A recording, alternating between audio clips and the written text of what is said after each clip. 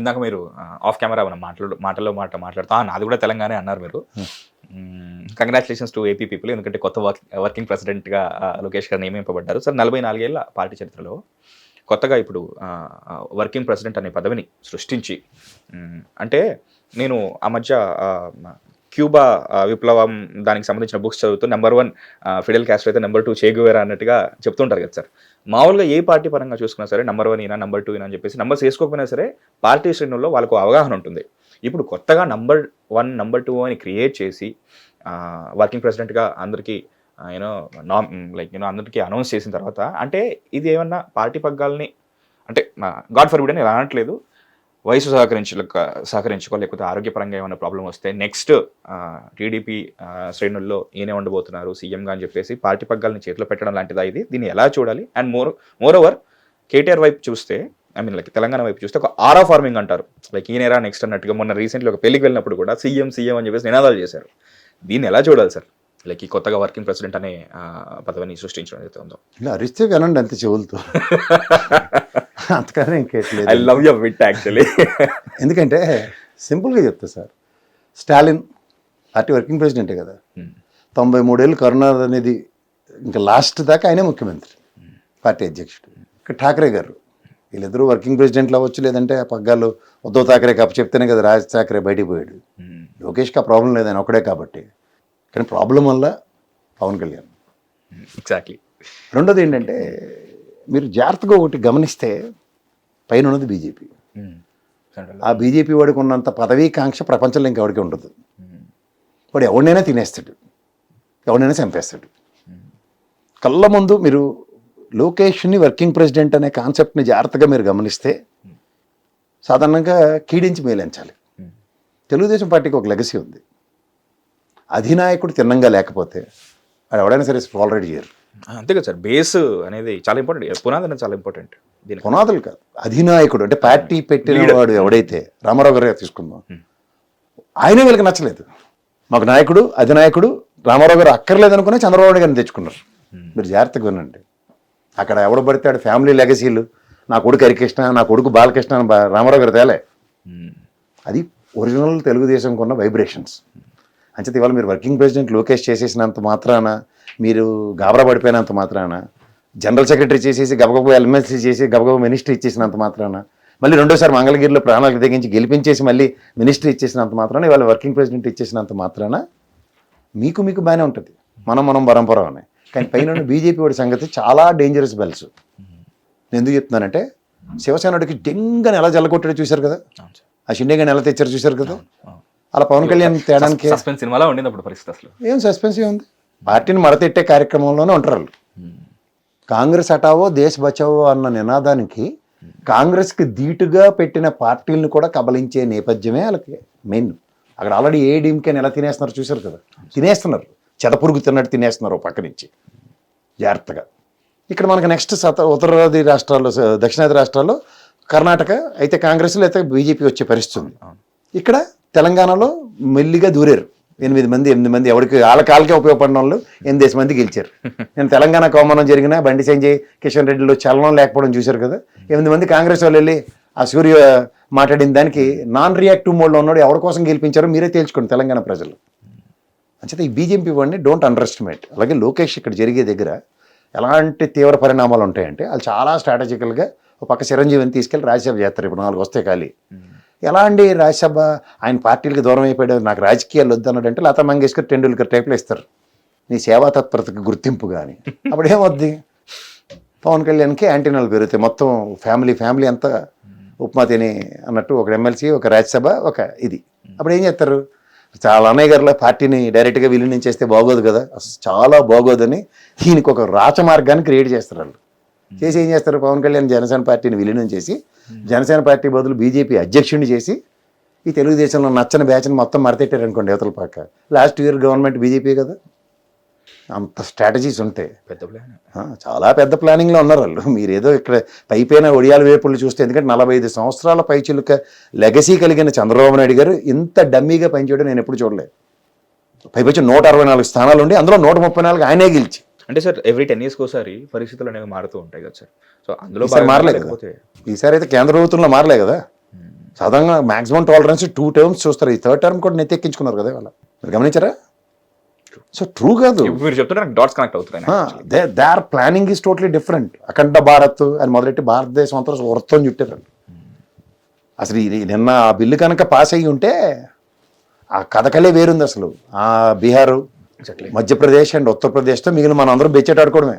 వాళ్ళు ఎంత ఖతర్నాక్గాల్లో చూడండి, రాజ్యసభ సీట్లు పెంచరు, అసెంబ్లీ అండ్ పార్లమెంట్లు పెంచుకుని వాళ్ళ కాలక్షేపం చేసేసుకుని అధికారం తెచ్చుకుంటారు.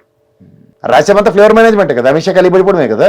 First time they should for it. నేను నిజంగా చెప్తున్నాను, నిన్న కనుక 63 స్థానాలు ఎవరైతే ఉన్నారో వాళ్ళు కనుక గవర్నమెంట్ పరంగా వాళ్ళకి శంకలు కొట్టుకుంటూ ఓట్లు వేసి ఉంటే, నేను చెప్తున్నాను అందరి మీద దేశద్రోహ చట్టాలు పెట్టాలి, కేసులు పెట్టాలని. ఎందుకంటే end of the day the veto power of respect to states gone.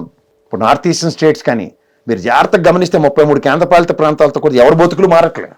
కేవలం ఇక్కడ పైపొచ్చి ఈ దక్షిణ రాష్ట్రాలని ఆర్థిక భాండాగారాలు. మనం డబ్బులు సంపాదిస్తే 2011 నుంచి మనం జనాభా నియంత్రణ మీద మన రాష్ట్రాలు ఫోకస్ చేసినప్పుడు అక్కడ ఉన్నది కాంగ్రెస్ బీజేపీ కూడా కదా, నియంత్రణ మీద వాళ్ళ ఫోకస్ లేవే. చంద్రబాబు గారు నిరోధులతో సైతం అసెంబ్లీలో కట్టి అదొక ప్రైమరీ ఎజెండా కింద సినిమా యాక్టర్లతో సైతం ఎక్కడ పడితే అక్కడ కుటుంబ నియంత్రణ పాటించండి అనే స్లోగన్లతో మొత్తం రాష్ట్రంలో జనాభా నియంత్రించబడ్డాం కదా మన దక్షిణాది రాష్ట్రాల్లో. వాళ్ళకేం పోయి కలం, వాళ్ళు ఒకటే 2 మగాళ్ళు నార్త్ ఇండియన్లో పైపెచ్చు దమ్మిడి సంపాదన ఉండదు. దేశ సంపాదన మనం ఇక్కడి నుంచి సంపాదించిన దాంట్లో మన మహానికి ముష్టి పడేసినట్టు పడేసి వాళ్ళకి దోపిడీ జనాభా ప్రాతిపదిక మీద. ఈ డిస్పారిటీని ఎవరు అడ్రస్ చేయాలా? నీకు చేతనైతే 2 పెట్టు మహిళా బిల్లులు అండ్ ఇవాళ జనగణన 2011 తర్వాత జనగణన లేదు కదా చేసి, మా బీహార్ వాడు ఉత్తరప్రదేశ్ వాడు ఇక్కడ వచ్చి బతుకుతున్నారు కదా మన దగ్గరే, టీ కొట్లు పెడుతున్నారు, లేకపోతే మన దగ్గర సెక్యూరిటీ పని చేస్తున్నారు, తాపీ పనులు. వాళ్ళకి ఇక్కడ స్థానికత రాజ్యాంగం ఇచ్చింది కదా, ఎక్కడైనా నివాసం ఉండొచ్చు, ఎక్కడైనా ఇల్లు కొనుక్కోవచ్చు అని. దాన్ని ప్రతిస్పందిస్తూ అక్కడ ఉత్తరప్రదేశ్లో తీసేడికి ఇక్కడ తీసుకొచ్చి వాటిని మా దేశ ప్రజలు మా రాష్ట్ర ప్రజల కింద కన్సిడర్ చేస్తూ ఈ జనాభా ప్రాతిపదిక నిష్పత్తి మాకు ఈడిక్కడ మరి సంపాదించిన తీసుకెళ్ళి ఆ ఉత్తరప్రదేశ్లో పంపించేస్తాడు. ఇక్కడ ఈ మనం సంపాదించిన డబ్బులు తీసుకెళ్ళి వాళ్ళ పిల్లలకి రేషన్ కార్డులు ఆ ఉచిత పథకాలన్నీ అక్కడ దొబ్బెడుతుంటే మనం ఎర్రి సన్నాసుల్లో కూర్చొని చూడాలా? సరే మహిళా బిల్లు పెట్టారు, మొగుడు బదులు పిల్లలకో లేకపోతే వాళ్ళ అమ్మకో ఇస్తారు. వాళ్ళ అమ్మ మంచం మీద ఉంది, పెద్దది అయిపోయింది కాబట్టి అంత చక్రం వేడే చెప్తారు నియోజకవర్గంలో. దేనికి మహిళా బిల్లు పెడుతున్నారు మీరు? నిజమైన జర్నలిస్టులు లేదా సమాజ సేవ చేస్తున్న సాంఘిక సేవ చేస్తున్న ఆడపిల్లలకి నియోజకవర్గ ప్రాతిపదిక మీద ఇవ్వు, నీకు దమ్ముంటే. వీళ్ళకి ఇస్తున్నాం మహిళా రిజర్వేషన్ అంటే ఈ particular SC ST reservation reserved అంటారు కదా, ఆ రిజర్వ్డ్ కాన్స్టిట్యున్సీ లాగా మహిళా రిజర్వ్డ్ కాన్స్టిట్యున్సీస్ లో సేవా తత్పరత చాటుకుంటే, ఎందుకంటే వాళ్ళకి అధికారం లేక సేవతోనే తృప్తి చెందుతున్నారు. అధికారం కూడా ఉంటే సామాజికవేత్తలకు కానీ సామాజిక సేవ చేసే వాళ్ళకి ఎలా ఉంటుంది సార్? దిల్ డెఫినెట్లీ డూ వండర్స్ కదా. ఇది బెటర్. మొగుడికి లేదట, పిల్లనుకో వాళ్ళ అమ్మకో టికెట్టట. దీనికి మీరు బిల్లులే ఎవరో మీరు అంతా అసలు అక్కడ అడిగిన వాళ్ళు లేక మళ్ళీ ఆడవాళ్ళకి రాజ్యాధికారం ఇస్తుంటే అడ్డుపడతారా అని ఒకరి మీద ఒకటి ఏడుపులే మీరు? ఇందులో లాజిక్ ఏమైనా ఉందా సార్? ఆలోచించండి మీరు. మహిళా బిల్లు పెట్టేస్తున్నారు, నిజమే పెడుతున్నారు. ఎవరికి పెడుతున్నారు? ఇది ఒక దేశంలో ఒక డిబేటబుల్ టాపిక్ చేయాలి కదా. మీలాంటి జర్నలిస్టులు అలాంటి వాళ్ళని అందరూ మాట్లాడాలి కదా దీని మీద. లేడీకి లేచిందే ప్రయాణం. అక్కడ వెస్ట్ బెంగాల్లోనూ తమిళనాడు ఎలక్షన్స్లో ఆడవాళ్ళు ఓట్లు కావాలి, అందుకని నరేంద్ర మోడీకి అమిత్ షాకి బొర్రలో వచ్చింది. అందరినీ వేరువేదాలు చేసి బిల్లు ఎట్టేసి మహిళా ద్రోహులు ఆ దిక్కుమాల మీడియా వాళ్ళ మోహన పడేడుస్తుంది కదా, కాంగ్రెస్ వాడిని మిగిలిన వాళ్ళందరినీ బదనాం చేసుకుంటూ తిరిగేయాలి. ఇది లాజిక్. ఇదేంటిది? మరి 2023లోనే మహిళా బిల్లు పాస్ అయింది. అలా వాజ్పేయి గారు కూడా చేశారు, మన్మోహన్ సింగ్ గారు కూడా చేశారు. లోకల్ బాడీలు అన్నింటిలోనూ ఆ విధంగా జరుగుతుంది. ఇక్కడే కదా లోకల్ బాడీలు అన్నీ కదా. సర్పంచ్ గారు భార్య గెలిచారు, సర్పంచ్ గారు మహిళా రిజర్వేషన్లో గెలిస్తే అలా ఆయన చక్రం తిప్పేస్తున్నాడు. జెడ్పీటీసీ మహిళ గెలిచింది కానీ ఆయన సంపుకు తినేస్తున్నాడు. కార్పొరేషన్ మేయర్ చేశారు కానీ అలా ఆయన చక్రం తిప్పేస్తున్నాడు. కౌన్సిలర్ని చేశారు, అలా ఆయన ప్రాణాలు తినేస్తున్నాడు. ఇవన్నీ చదవట్లేదు వార్తల్లో? కళ్ళు కాకులు ఎత్తుకెళ్ళినట్టుకున్నా మీకు. మరి దేనికరా మీరు మహిళా రిజిస్ట్రేషన్ బిల్లు పెట్టేస్తున్నారు మా నెత్తికి? ఇవన్నీ మీకు తెలుసు, మళ్ళీ ఇష్టమే. లల్లూ ప్రసాద్ యాదవ్ జైలుకి వెళ్ళిపోగానే రబరీదేవిని చేసేసాడని తెలుసు, జైలు చచ్చిపోగానే శశికళ కలిపడిపోతుందని తెలుసు. మహిళా రిజర్వేషన్ మహిళలకి ఆవశ్యకత పెంచాలి, ఇది చేతనైతే ఇచ్చేయి, ఇది మాట్లాడు తూచు. అదేంటిదే మా ఆయన 30 ఏళ్ళు బట్టి రాజకీయం చేసి వాళ్ళ ఆయనకి టికెట్ లేకపోతే మరి నేను నిలబడకూడదా? ఇది స్త్రీ శక్తి. అట్నుంచి మాట్లాడే మాటలు పోయారు, ఉప్మాలు కట్టుకుని పోయారు ఇక్కడి నుంచి ఆడవాళ్ళందరూ ఏదో ఉద్ధరించేద్దామని. ఏడు చేశారు. చేత మనం చిత్తశుద్ధి లేని పూజ చేయాలని మన చిన్నప్పుడు పద్యం చదివించి చూడండి, వాళ్ళు చేసి పనులు అలాగే ఉంటాయి. అంచేత ఇక్కడ లోకేష్ గారు అక్కడ షిండే రెడీ అయ్యాడు పవన్ కళ్యాణ్ రూపంలో, లేకపోతే ఇంత స్తబ్దంగా ఎవడ ఉంటాడండి? రీజనల్ పార్టీ పెట్టి ఎవడైనా కేఏపాల్ గారి నిద్ర లేపినా నేను ముఖ్యమంత్రి అవుతాను, నెక్స్ట్ నేనే గెలుస్తాను అంటాడు. కానీ అలాంటి మాట మాట్లాడినోడు ఏకైక వ్యక్తి ఎవడ ఉన్నాడు అంటారు పవన్ కళ్యాణ్. ఏటర్ బాబు నువ్వు ఏంటి మాట్లాడమంటే అవకాశం కోసం ఎదురు చూస్తున్నాం మా షిండే లాగా. ఇప్పుడు షిండే ఏడు చేస్తుంటే బెచ్చేట ఆడుకుంటుండే, మళ్ళీ ఉప ముఖ్యమంత్రి ఉపమా నెక్స్ట్ టైం కూడా ఒకసారి కంటి తుడుపు తిరిగి ఒకసారి ఇస్తారు, తర్వాత బీజేపీ బల్లి ఎప్పుడైనా తిరిగి పురుగులు తింటుంది చూడండి, ఆ వీడియోలు వెనకాతలు అంటే వేయండి, ఎలా తింటుంది చూసారు, ఎంత స్పాట్గా తింటుందో అని లాగేస్తుంది, అలా మొత్తం ఫ్రాక్షన్ ఆఫ్ సెకండ్స్లో ఎత్తేస్తారు వాళ్ళు. అది వాళ్ళతో ఉన్న డేంజర్ బీజేపీ వాడితో. అది ఎప్పుడు 1-2-3 ఫార్ములా. బెంగాల్ 1-2-3 ఫార్ములాలో 30 సంవత్సరాలు పరిపాలించిన కాంగ్రెస్ కమ్యూనిస్ట్ పార్టీని రబ్బరెట్టి చేరిపేశారు. ఒక్కడు గెలడాడు అక్కడి నుంచి. 30 ఏళ్ళు పరిపాలించినాడు ఒక్కడు గెలడా. దానికి ఇంకో ఎగ్జాంపుల్ చెప్పనా, రాజస్థాన్లో గేలాటగాడు కోవర్ట్ గడ్డాడు కాంగ్రెస్కి. వెర్రి వేదవని సచిన్ పైలట్ కడుపు కొట్టి ఆ జడ్డి వేదవని నిలబెట్టారు. ఆడు ముఖ్యమంత్రి, సిఎస్, డీజీపీలు అంతా గనం ఉండి ఒక్క పార్లమెంట్కి వెళ్ళలేదు, మళ్ళీ ముఖ్యమంత్రి అయ్యాడు. అప్పుడు కూడా ఆ కాంగ్రెస్ ఎర్రి సన్నాసులకి అది అర్థం అవ్వదు. వాళ్ళు ఎంత స్ట్రాటజీ, రాహుల్ గాంధీ చుట్టూ ఉన్న యంగ్ అండ్ డైనమిక్ లీడర్స్ అందరినీ ఆయనకి దూరం చేసేసారు. మాధవరావు సింధి అడుగులా వాళ్ళ సెల్లు అక్క ఆవిడ అటుపక్క ఉండి ఈ మేనత్ జ్ఞాపకం వచ్చింది. ఇప్పుడు ఈయన వెళ్ళిపోయాడు ఏకంగా, మాధవరావు సింధి కొడుకు మేనత్ మీద మామకారంతో బీజేపీలో జాయిన్ అయిపోయాడు. ఆర్థిక భాండాగారాలుగా ఉన్న మన దక్షిణాది రాష్ట్రాలు మన పవర్ తెలిసి, మన పొటెన్షియల్ తెలిసి కూడా ఎవరో ఒకరు వచ్చేసి బైఫర్కేషన్ని, ఇది ఆంధ్ర, ఇది తెలంగాణ కాదు, ఇది ఇండియా, ఇది పాకిస్తాన్ అని విడగొడుతున్నా కూడా మాట్లాడకపోవడాన్ని, దాని మీద స్పందించకపోవడాన్ని స్ట్రాటజిక్ సైలెన్స్ అని నేను అనుకున్నాను. నాకు ఇప్పుడు మీరు చెప్తుంటే నాకు డాట్స్ కనెక్ట్ అయిన తర్వాత సారీ చెప్పకుండానే చెప్పేశాడు అని చెప్పేసి ఇప్పుడు వీళ్ళు చెప్పడం ఏదైతే ఉందో లైక్ కిషన్ రెడ్డి బండి సంజయ్ ఎందుకంటే ఇంగ్లీష్ హిందీ రెండు వాళ్ళకి ఇంగ్లీష్ హిందీ రాని ఇద్దరు ఎవరు అంటే కిషన్ రెడ్డి బండి సంజయ్. బండి సంజయ్కి వచ్చి అలా కిలికిరి భాష. కిషన్ రెడ్డికి ఇంగ్లీష్ హిందీ రాదు. గుదిబండలు, రాష్ట్ర గుదిబండలు ఎవరంటే మొదట్లో బండారు దత్తతో, ఇప్పుడు నెక్స్ట్ కిషన్ రెడ్డి. ఎంఐఎం దయాదాక్షిణలతో గెలిచేవాళ్ళు. ఎవరితో? ఎంఐఎం దయాదాక్షిణలతో గెలిచే బ్యాచ్ అది. అంచేత వీళ్ళ గురించి మీరు ఒకసారి ఆలోచించండి. మీరు దక్షిణాది ఇప్పుడు వాడికి బీజేపీ వాడికి దేశభక్తి జ్ఞాపకం వచ్చింది. దేశాలను విడతీస్తారు దక్షిణాదిగా, ఏ డబ్బులు ఎత్తుకెళ్ళిపోతున్నప్పుడు జ్ఞాపకం రాలేదా? ఇది ఒక్కడికే బీజేపీ వాడికి 2 ఉంటాయి తెలుసా, దేశభక్తి ఆడికే ఉన్నట్టు. తప్పితే ఆడే హిందూ, ఇంకా ఆడు కన్వర్టెడ్ హిందూ. మీరు నేను పుట్టుకతోనే హిందువులం కదా, బీజేపీలో జాయిన్ అయితే ఆడు కన్వర్టెడ్ హిందూ. నేను హిందువుని తెలుసా అని ఆడికి గిల్లి చెప్తారు నువ్వు హిందువు అని. ఆడు మళ్ళీ ఆ వీధి చివరి రామాలయం గురించి బాధపడ్డు. వీధి చివరి ఉన్న రామాలయం, ఇక్కడ హనుమాన్ గుడి గురించి బాధపడే కిషన్, అది మన రాజాసింగ్ నచ్చడానికి సస్పెండెడ్. ఆ రాజాసింగ్ ఏమో అలా అయోధ్యలో రామాలయం గురించి మాడితే నువ్వు ఇష్టమే మాకు. అది ఆ బీజేపీ వాడి ద్వంద్వ వైఖరి. ఇది తెలుసుకోవాలి జడ్డి ప్రజలు. హోప్ఫుల్లీ ఈ అనాలిసిస్ అట్లీస్ట్ తెలుసుకోమని కావాలంటే. ఇక్కడ రామ తీర్థంలో రాముల వారి తల తిరిగిపోయినప్పుడు బీజేపీ వాడు కనబడ్డు. అక్కడ ఉంటాడు బీజేపీ ప్రతినిధిగా దర్శనాలు చేయించడానికి ఒక వివిఐపీ బ్లాక్ వేసుకుని. ఎవరు మన ఆయన పేరేటి, భాను ప్రకాష్ రెడ్డి అన్న తిరుపతిలో ఉంటాడు. వచ్చిన విఐపీలు అందరికీ దర్శనాలు చేయిస్తాడు లుంగి కట్టుకుని. సార్ వెంకటేశ్వర స్వామి మీకు తెలుసా, మా హిందూ అని పరిచయం చేస్తాడు.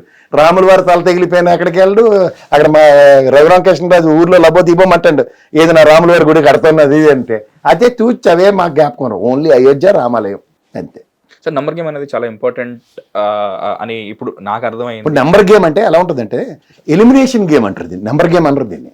అంటే మేము అధికారం కోసం ఉత్తరప్రదేశ్, మధ్యప్రదేశ్, బీహార్, ఆల్రెడీ బీహార్ వాళ్ళని మడతెట్టేసాం కదా మేము, ఇంక మమ్మల్ని ఎవరు పీకిన వాళ్ళు లేరు అన్న ఏకైక దృక్పథంతో బీజేపీ వాడు ఆడుతున్న గేమ్కి ఈసారి కనుక జనగణన కులగణన జరగకుండా అండ్ నియోజకవర్గాల ప్రాతిపదిక మీద జనాభా డిస్ట్రిబ్యూషన్, దేశవ్యాప్తంగా ఉన్న జనాభా ఏ రాష్ట్రాల్లో ఉంటున్నారో వాళ్ళకి స్థానికత కల్పించండి. మన మహారాష్ట్ర లాంటి దీంట్లో వేరియస్ ఉత్తరప్రదేశ్, బీహార్ నుంచి వచ్చి బతుకుతున్న వాళ్ళు చాలా మంది ఉన్నారు. స్థానికత ఇవ్వండి వాళ్ళకి. ఇన్ఫాక్ట్ కాస్మోపాలిటన్ సిటీస్ అన్నింటిలో కూడా అలాగే ఉంది సార్. హైదరాబాద్లో ఎక్కడెక్కడి నుంచి వచ్చి బతుకుతున్నారు అందరికీ ఇక్కడ సిటిజన్షిప్ ఇవ్వండి. యావరేజ్ గా రోడ్డు మీదకి వెళ్ళి 10 మందిని తీస్తే 10 మంది 10 వేరు వేరు రాష్ట్రాల వాళ్ళే ఉంటాయి. నేను అదే చెప్తున్నాను సార్, వాళ్ళకి ఇక్కడ స్థానికత ఇచ్చారనుకోండి, జనాభా డిస్ట్రిబ్యూషన్ మన దగ్గర ఉన్నట్టు కదా.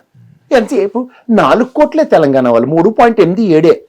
ఇటు బీహార్ లెక్కల్లో పోతాడు, ఉత్తరప్రదేశ్ లెక్కల్లో పోతాడు, మన డబ్బులంటే డబ్బు పోతాడు. సో ఎక్కడైతే విప్లవాత్మకమైన చేంజెస్ కావాలో అవి లైక్ ముఖ్యంగా తమిళనాడు అండ్ ఈ కోల్కతా, వెస్ట్ బెంగాల్, ఇక్కడ మాత్రమే స్పెషల్ ఇన్వెస్టిగేటివ్ రివిజన్ పెట్టి మళ్ళీ తీసేయాలి కదా. తీసేయాలి. కోటి ఓట్లు సార్ మమతా బెనర్జీ. ఆవిడే పాపం వెళ్ళి ఆవిడే వాదించిన సుప్రీంకోర్టు అబద్ధ జబ్బ. బట్ రీసెంట్లీ ఒక చిన్న అప్డేట్ వచ్చింది కదా సార్, ఆ 1 కోటి మందికి తిరిగి మళ్ళీ ఓటు హక్కు కల్పిస్తున్నట్టుగా. ఇంకేంటి సార్, ఆల్రెడీ మడతడిపోయిన తర్వాత, already first poll of elections అయిపోయిన తర్వాత మడతడిపోయిన తర్వాత ఏడ్ చేస్తే ఎట్లా? ఆ మొమెంటం ఆల్రెడీ బ్రేక్ అయిపోయింది కదా. Momentum is gone. True, very true. Sir state wise number game వరకు వస్తే 1, 2 అనేదాన్ని చాలా పర్సనల్గా, ఎమోషనల్గా తీసుకుంటారు. సపోజ్ రేపొద్దున నంబర్ 2గా ఇవ్వాలన్న వాళ్ళు రేపు నంబర్ 1 అయితే అంటే మీరు అన్నట్టుగానే బీజేపీ శ్రేణులు కనుక వాళ్ళ వ్యూహాలు ఫలించకపోతే మీకు సింపుల్గా ఇందులో మీరు ఎంత పెద్ద ప్రశ్న అడగక్కర్లే. చీమ చిటుక్కుమన్న అన్న మడతెడితే మాస్, అన్న నిలబడితే మాస్ అని పాటలు పాడే ఐటీడీపీ వాళ్ళు కానీ లేకపోతే టీడీపీ శ్రేణులు కానీ లోకేష్ వర్కింగ్ ప్రెసిడెంట్ అయిన తర్వాత ఎక్కడైనా సౌండ్ ఉందా చెప్పండి? చూసారు ఎక్కడైనా సౌండ్? అదేనండి, ఆరా ఫార్మింగ్ అని ఒక పదం వాడాను నేను ఇందాక. ర్యాండమ్ గా ఒక పెళ్లికి వెళ్తేనే సీఎం సీఎం సీఎం అని అరిచానంట కేటీఆర్ గారికి. సో అంటే సెల్ఫ్ క్లెయిమింగ్ వేరు. నేను ఇందాక మీరు షిండే, పవన్ కళ్యాణ్ రూపంలో పార్టీ మర్జీ ఇవన్నీ మారడానికి రీజన్స్ ఏంటంటే వాళ్ళకి నచ్చట్లేదు. ఇప్పుడు దూలిపల్లి నరేంద్ర ఉంటాడు, ఆయన ఎప్పటి నుంచో పార్టీని నమ్ముకున్నాడు. ఇప్పటికి కూడా ఆయన కళ్ళ ముందు పయ్యవల కేసు కూడా అయిపోయాడు. ఎందుకంటే తెలుగుదేశానికి బ్యాక్ బోన్స్ 3 ఉండేవి అధికార ప్రతినిధులు. పయ్యవల కేసు, దూలిపల్లి నరేంద్ర, రేవంత్ రెడ్డి గారు మాడితే ఆ కథే వేరుండేది, ద ఒరిజినల్ స్టైల్ ఆఫ్ అధికార ప్రతినిధులు. సో మీరు జాగ్రత్తగా గమనిస్తే రేవంత్ రెడ్డి ముఖ్యమంత్రి అయిపోయి, పయ్యవల కేసు వేశారు మంత్రి అయిపోయి, దూలిపల్లి నరేంద్ర అలాగే అయిపోయాడు.